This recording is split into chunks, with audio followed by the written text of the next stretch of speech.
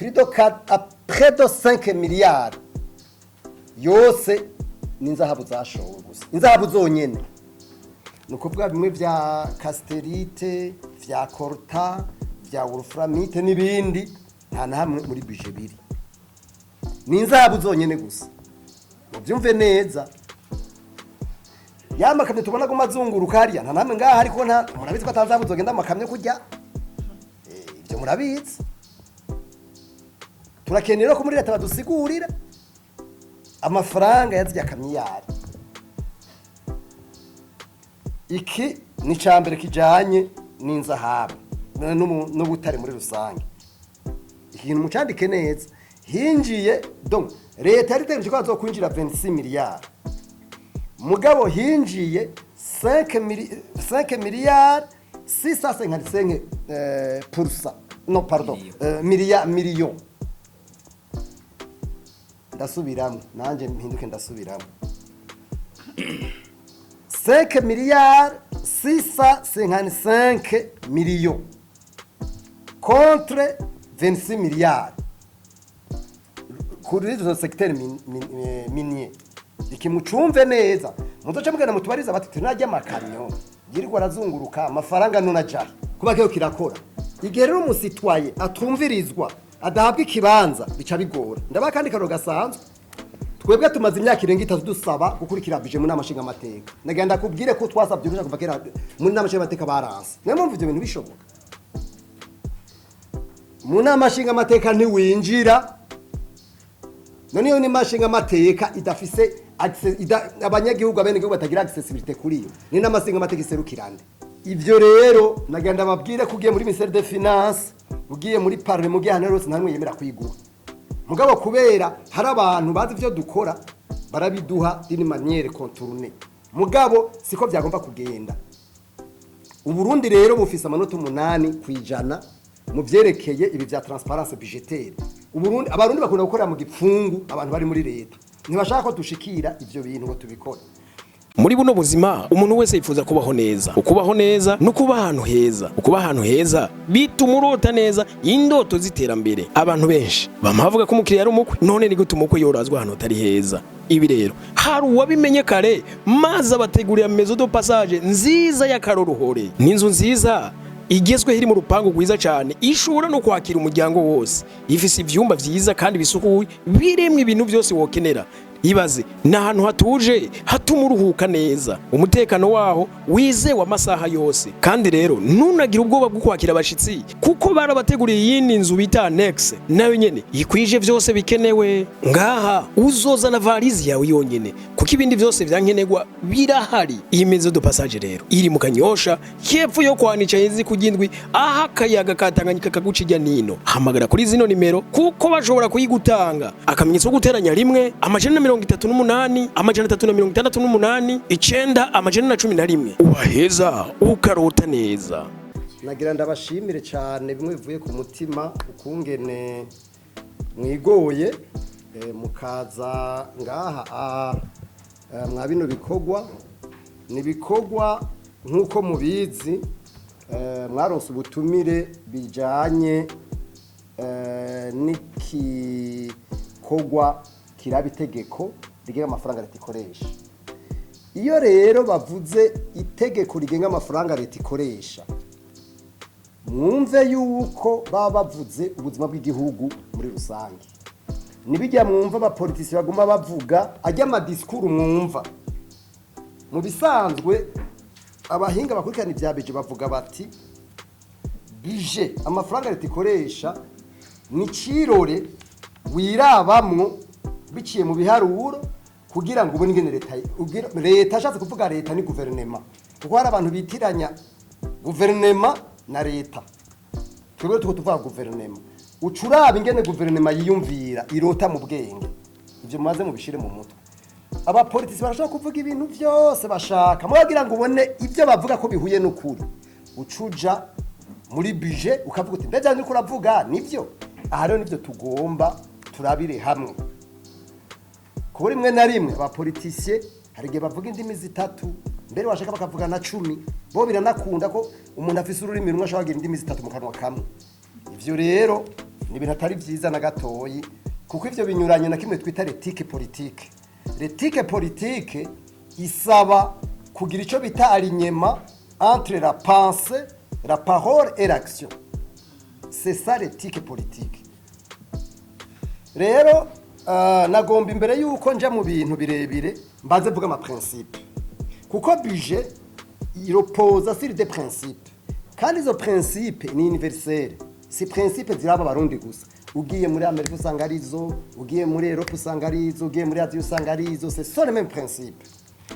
Principe ya mbere ni principe yitwa l'annualité budgétaire. Iyi principe bita l'annualité budgétaire ni principe ivuga yuko leta itegura amafaranga en deux parties. Ni ukuvuga ama recette n'ama dépense.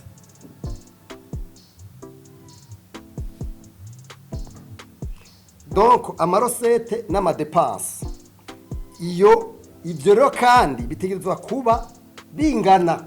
Nico gituma haba ico bita équilibre budgétaire. Niyo atabonetse baca baza kurondera refinancement de déficit. Iyo ni principe ya mbere. Principe ya kabiri niyo bita spécialité budgétaire.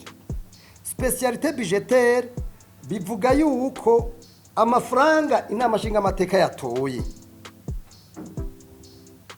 agomba gukuvra, niyo agomba gukoreshwa donc muri iyo periode biraba, niyo bagomba gukoresha donc muri periode annuelle. Nta uja munsi donc ateza gukuvra amantu z'anyama ama dépense ahuye n'amarosete. Donc yautorijwe yarekuwe n'inama nshinga amateka na nkenguza amateka. Principe ya gatatu nico bita l'universalité budgétaire. Nayo ivuga yuko l'ensemble des recettes doit couvrir l'ensemble des dépenses. Principe ya kane yitwa la sincérité des comptes de l'État. Iyi nayo yerekana ko ibintu byose byavuzwe mwajya amadokuma nariko ndababwira ateretswa guhura n'ukuri. Iyo bidahuye n'ukuri rero nta sincérité budgétaire ibirimo. Hanyuma ya nyuma ya gatanu ni principe bita l'unité budgétaire. Iyi nayo ivuga yuko amafaranga inama nshinga amateka yatoye atiza kuba dans un seul document ari rya bita loi budgétaire. Aya ma principe rero en principe nta leta nimwe itagomba kuyakorerako. Hariho ikindi nagomba mvuge nko mu ma principe nyene. Hariho ikigo ku isi citwa IBP. IBP ni International Budget Partnership. Iyo institut ni kigo cevariwa ibihugu ingene bitegekanya amafaranga bakurikije ico bita transparence budgétaire. Ico kigo jewe ngira mvuga ibintu gifatira ku bintu byinshi mugareka mvuga ibintu bitatu vyonyene.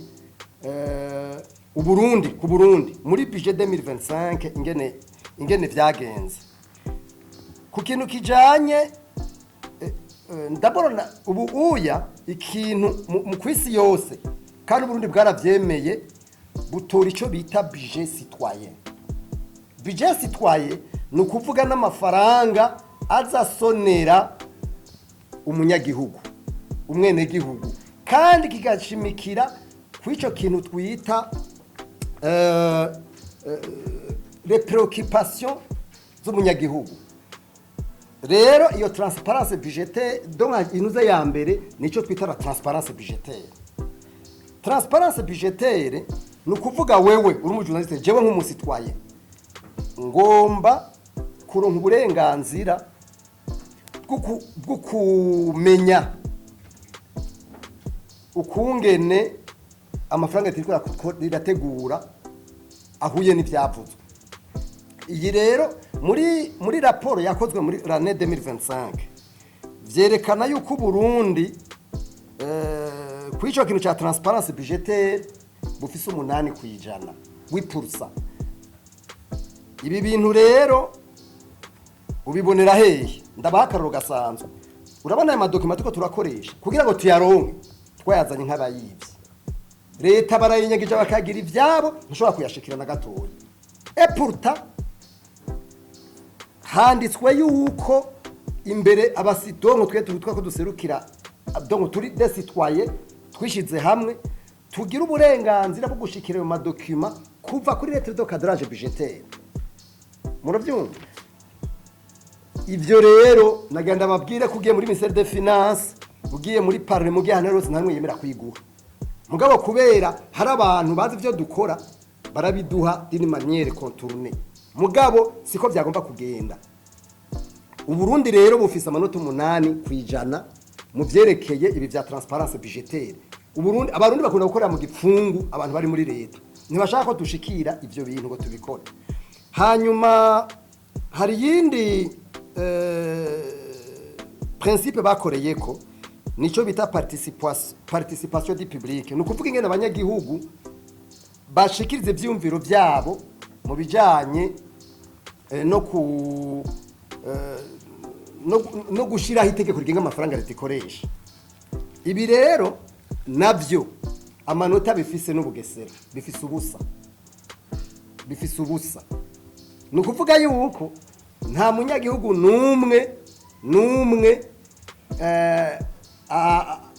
donc babaza bavugisha. Ibi rero ni danger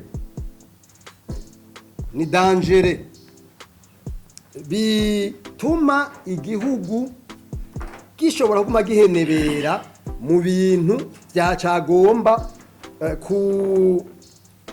kuba cyo kirakora. Igihe rero umusitwaye atumvirizwa adahabwa ikibanza bica bigora. Ndaba kandi karo gasanzwe twebwe tumaze imyaka irenga 3 dusaba gukurikirabije mu namashinga amateka. Nagenda kubwire ko twasabye urusha kuva kera mu namashinga amateka baranse. Mwe mumva ivyo bintu bishoboka? Mu namashinga amateka ntiwinjira. None yo ni mashinga amateka idafise access abanyagihugu abene gihugu batagira accessibility kuri yo. Ni namashinga amateka iserukirande.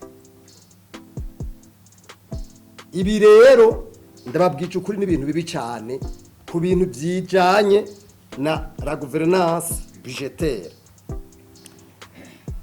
Hanyuma ico mbona caduze gatoya ni la disponibilité des documents. Amadokima maze kuba vote kuri budget. Iyo amadokima maze gutogwa biragaragara yuko bayaduza gatoya akaja kuri amanota acaduga gato ari kuri 41%. Mugabo none numva ko ari en dessous de la moyenne. Ibi rero byose nibibazo twese tugomba kutorera umuti hamwe tukumva yuko hari ibintu bigomba gukogwa. Ndabibutse ikindi nkiri mu principe nuko ibwirizwa shingiro mu ngingo yaje mu 39 ivuga yuko itunga ry'igihugu ari ntakomwakomwa. Umusitwaye wese umwene gihugu wese afise itegeko suburenganzira afise itegeko murabe mujya ngingo. Umwene gihugu wese afise itegeko ryo gukurikirana ubutuzi bw'igihugu. Uramusa bwononye wewe uri umusitwaye ntagira ico uvuga uharwa nk'uwo gize kimwe bita la non assistance d'une personne en danger. Murumva rero ko iyo ni bwizwa shingiro byaraduhaye uburenganzira budasanzwe bwa dushobore gushika kure. Hanyuma ikindi mwibwizwa shingiro nyene imbere yuko ja mu bwizwa shingiro nagenda babwire ko budget y'igihugu irakomeye cyane. Igitemo ikomeye ifise amadokima ahambaye kuva mu bwizwa shingiro ukaja ku kintu bita loi organique de finances publiques ukaja ku itegeko bita la gouvernance budgétaire bica bijana na kimwe nari nababwiye kare cuko abasitwaye bose nabandi bategerezwa kugira donc hataza gutogwa un budget citoyen. Ubu uya budget to atari citoyen niba ari budget irespecta les normes. Hanyuma hakaba rero na loi budgétaire. urumva rero iryo budget ni ikintu gihambaye ndabari ikintu kicerekana ko ihambaye iyo budget nuko mwibwizwa shingiro mu ngingo y'181 ivuga yuko leta y'u Burundi kuva guverinema itegezwa gucirungika le projet de budget de l'ouverture de la session du mois d'avril mu kwezi kwa kane batiza kuba bayirungize mugabo nta gihe na kimwe barigera bayirungika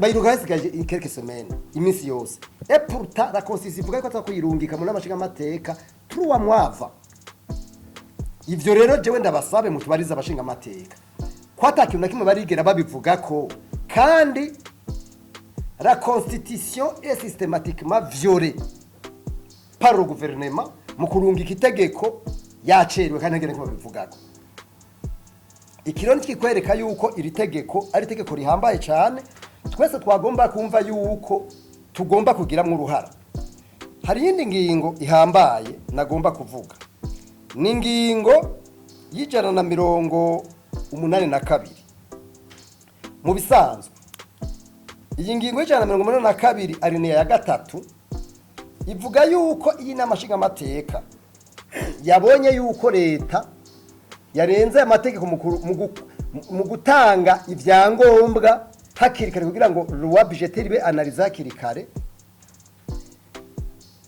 baca bafata ica 12 12e ya budget ariko rakoreshwa kugira ngo babanze bayige neza kuko leta igituma igira ivyo oya sabana sibijuju barazi cyo bakora no kugira ngo nk'abashinga amateka ntibayige neza mugabo ubu uya uravye ingene amabudget ari analyse jewe nk'ubu ndafise analyse de la commission saisie au fond ya finance muri Assemblée nationale c'est vraiment catastrophique ndaza kubigarukako mugabo ikiga aho namashinga amateka zikora neza baca bavuga bati leta koresheje 12e tubanze tuvyige neza turabe ko vyukuri iyi budget mwaturungikiye isonera ama principe ntuze nyama principe na twavuga hanya kuko la loi budgétaire iri cadré par les principes n'ababwiye n'amategeko mpejeje kubabarira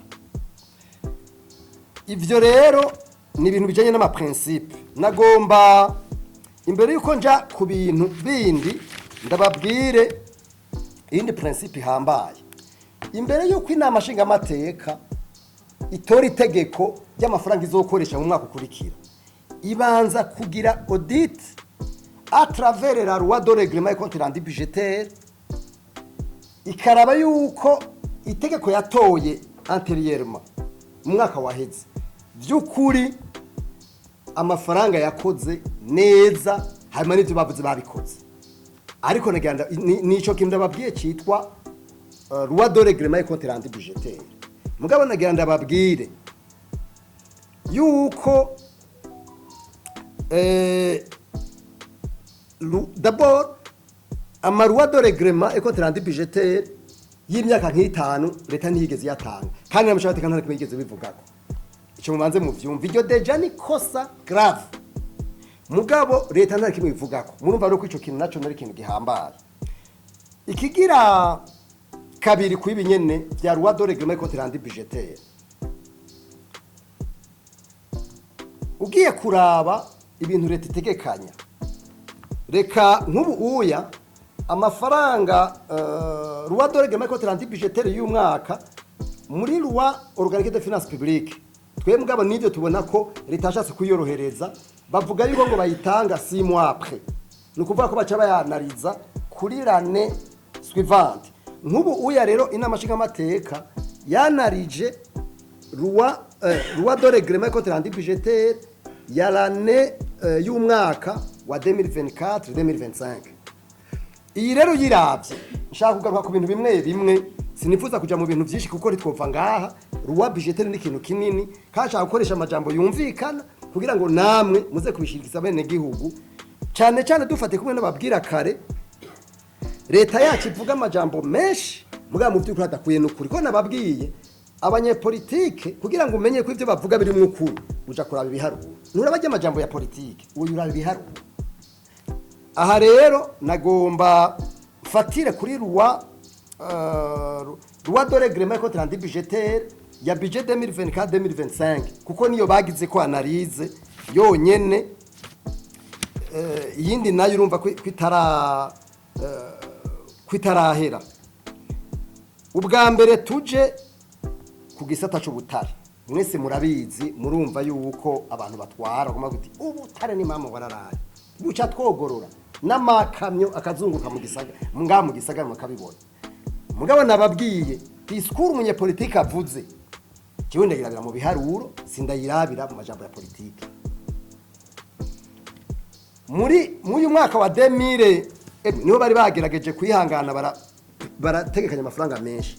Bari bategekanije kuri rubrique budgétaire 74. Iyo rubrique budgétaire yitwa ressources minières bari bategekanije 26 miliyari ko ari yazokwinjira avuye mu Butare. Muganga ndababwire yuko ivyo bitarankesima amafaranga yinjiye y'ukuri kuko burya budget ni prevision hinjiye 5 miliyari 655 millions. Murumva ni kuvuga 21%. Ikintu mucandike neza hinjiye donc leta yari itegereje ko azokwinjira 26 miliyari mugabo hinjiye 5 miliyari 655%. Non pardon, millions. Ndasubiramo nanje mpinduke ndasubiramo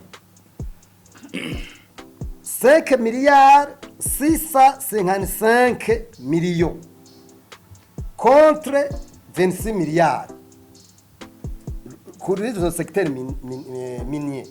Ikimucumve neza muzoca mugana mutubariza bati tunajya amakamyo yirirwa arazunguruka amafaranga none ajahe. Ndababwira ikindi kintu mutari muzi muri loi de règlement et compte budgétaire bavuga yuko 95% y'aya mafaranga 5 miliyari no kuvuga hafi 4 miliyari 600. Mwumvise ko hinjiye 21% y'ivyo bari baprevoye ku Butare. Mugana ndababwira yuko mwaya près de 5 miliyari yose n'inzahabu zashowe gusa inzahabu zonyene nuko bwa bimwe vya casterite vya colta vya wolframite n'ibindi nta na hamwe muri budget biri n'inzahabu zonyene gusa muvyumve neza. Yamakamye tubona ko mazunguruka hariya nta namwe ngaha ariko nta murabizi ko atanzahabu zogenda amakamye kujya ivyo murabizi. Turakenera ko muri leta badusigurira amafaranga yazijya kamiyari. Iki ni cambere kijanye n'inzahabu n'Ubutare muri rusange. Rubrique ya kabiri ni rubrique irabana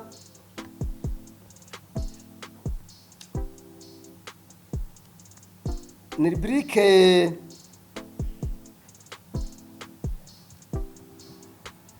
irabana na exoneration. Murabizi mwese mwa kino gihugu hari kibazo gikomeye cyane cy'ama exoneration. No kuvuga bwa burusho buhabwa abantu. Ndabibutse yuko twatanguye ama exoneration ari kuri 18 miliyari mu myaka yahera. Ubu byaraduze urumva byaravuye kuri 18 miliyari biraja kuri 80 miliyari birazaja kuri 111 miliyari. Nagenda babwire ko ubu uye babigeje kuri 200 plus de 200 miliyari. Murumva inshuro ayo mafaranga rero twe tubona ko ari abantu baza kwirira kuko nta nubikontorora.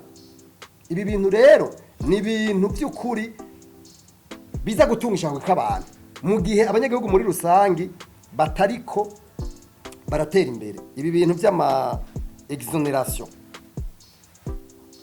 hari kindi nagomba shikirize kijanye n'ibijanye n'ama exportation.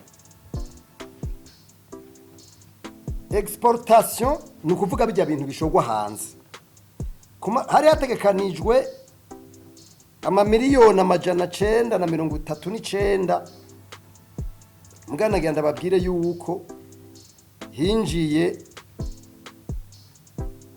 39 kwijana. Birumvikana ko ibintu by'ama exportation naho bivugwa biboneka neza ko mu by'ukuri bitagira ikibanza na gatoya. Aha ndacari muri roi de règlement et compte rendu budgétaire. Kubera nashaka kubicisha ibintu byinshi, reka nje ku kintu bita financement extérieur. Ewe ashushu urabona ko ngaho bariko baragira mwebwe sinzi ico muri ko murakora ngaho. Urumva erega nayo niri yarago nirumva ko ari kibazo. Ikindi rero nagomba njeko ni ikintu kijanye n'amadon.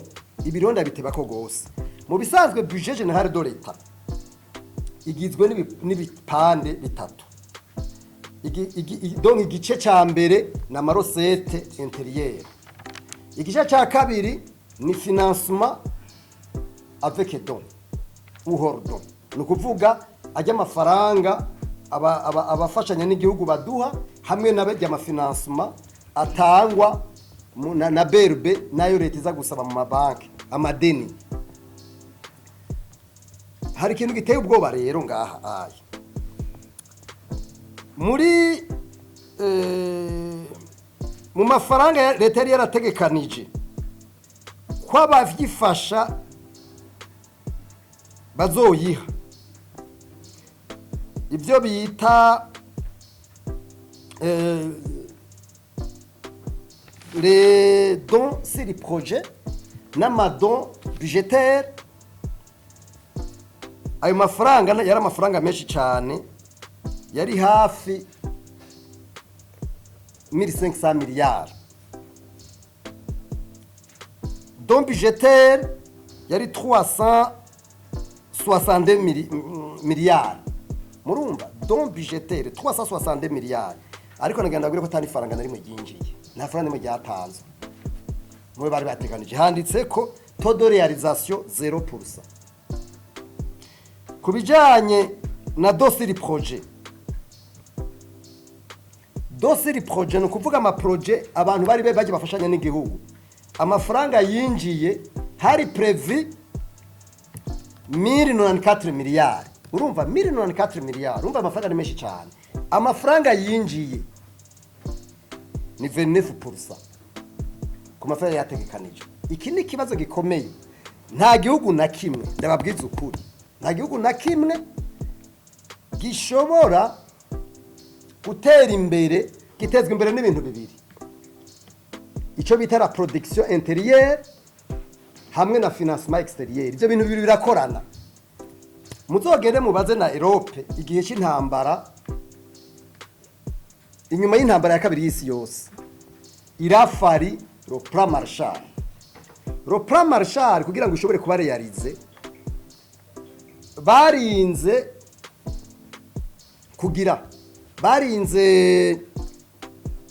gusaba imfashanyo n'amadeni. Muga amadeni uyasavye hariho ibintu bibiri bigusaba la gouvernance. Ata gouvernance ntibishoboka. Naha rero nariko ndavuga nti uravye iyi taux de réalisation urumva nta kintu bita don budgétaire ntikibaho mu Burundi. Urumva na sur projet urumva 29%. Taux de réalisation mva ko ibintu hari ibintu biteye ubwoba. Ntidushobora kwa avancer nibikunda. Ibi rero nifuza ko ntoja mu madetaye. Mugabo hari ikindi kintu nagomba ncenjako kindi ni kintu kijanye n'amadeni. Nababwiye ko leta muri financement ndacyari muri loi de règlement et compte rendu budgétaire. Muri loi de règlement baravuga leta higeze ku madeni. Ubu uravye muri loi de règlement leta muri dette intérieure iri kuri hafi 5000 miliyari. Dette intérieure. Dette extérieure hafi 2000 miliyari. urumva ko byose na byose hafi ari 7 miliyari. Ni biharuro byanditse ngaha. Ibi bintu rero hari gihe leta yifata nk'umugabo yasuruye. Mugabo agaca kunda akayoga, agaca kuna no kujya ka brochette. Uti kucyo kubera iki? Ntushobora kurondera kwamikara cyane mu gihe uri kurarya ufungura neza mugabo utinjije ivyo bintu urafungura. Murumva iryo deni ngene riguma riduga. Ninashika kuri budget igira muraza kubibona. Iri dette rero intérieur riza kubuza ikintu bita la croissance du secteur privé. Nishoboka secteur privé mu gihe nk'iki nishoboka kuko secteur amabanke ni ya finance le secteur privé. Mugabo ugiye kuraba amafaranga nk'ubu uya kubera leta mwaya madon extérieur atabonetse leta yacigenda gufinansa iyo deficit isaba amakredi mu mabanki hamwe na emission de body trésor byaciye biduga inshuro nk'amajana 3% mbere ahubwo nk'igihumbi kwijana kuko bace baza gusaba amadeni. Ivyo navyo bica bihagarika ko secteur privé ibaho. Ibi bintu ni danger pour c'est même suicidaire si l'économie y'igihugu. Hari yindi elema nagomba kuvuga. Ni elema ijanye n'amaentreprise publique. Murabizi nta societe nta gihugu na kimwe gishobora gutera imbere amasosiyete aba public ou privé atari kwatera imbere. Kugira ngo bibone ko amasosiyete publique ou a participation publique kwatera imbere ubirabira mu byo bitare dividende zitangwa zihabwa leta ko leta n'amasosiyete ifize mu mitari. Mugabo nagenda babwire yuko amasosiyete yonyene yashoboye gutanga amadividende hejuru ya miliyari cyagushikira miliyari n'amasosiyete ashika kurane gusa yonyene ni BCB, BHB, Brarudi, Global Port Services na Sosumo nayo yonyene gusa. Izindi ntimumbaze amasosiyete aya niyo yashoboye gutanga amadividende ari hejuru. Mugabo none ko ari faible cyane, none ko ari make. Sinoja mu madetaye yabyo kuko noca nsanga ngiye muri birebire cyane.